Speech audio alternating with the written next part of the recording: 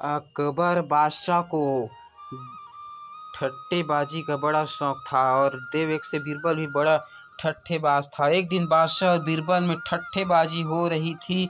बादशाह ने कहा, बीरबल, बहुत दिन हुआ, कोई नया कौतुक तुमने देखा नहीं दिखलाया।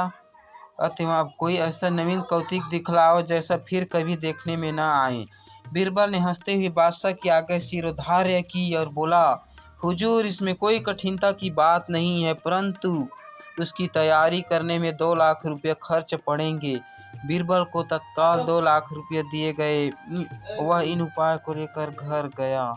दूसरे दिन स्नान ध्यान से निवृत्त होकर 1 लाख तो ब्राह्मणों को दान किया, बाकी 1 लाख रुपये अपने काम में खर्च किए। जब रुपया मिले बहुत दिन हो गए तो एक दिन बीरबल जी के मन में आया कि जो बादशाह को किसी दिन कौतुक की बात याद आएगी तो वह तत्काल तकाजा कर बैठेगा, इसलिए इसको चुपचाप गुपचुप इसी समय पर दिखाना चाहिए। उसने बीमारी का बहाना कर दरबार जाना बंद कर दिया। धीरे धीरे बीरबल की बीमारी की बात बादशाह के कानों तक पहुंची।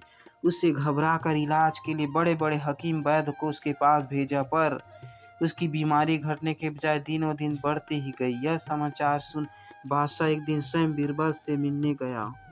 बादशाह को देखकर बीरबल रोने लगा और बोला, हुजूर, अब मेरी जिंदगी का अंतिम दिन है, इस बीमारी से मैं बच नहीं सकता। बीरबल की यह साधारण बीमारी से बादशाह अकबर को बड़ा खेद हुआ।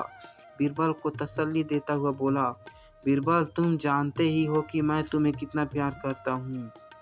तुम्हारे बिना मेरा एक क्षण भी सुखपूर्वक नहीं बीत सकता। खुदा करे ऐसा ना हो, नहीं तो तुम्हारी मौत से बढ़कर मेरी मौत होगी।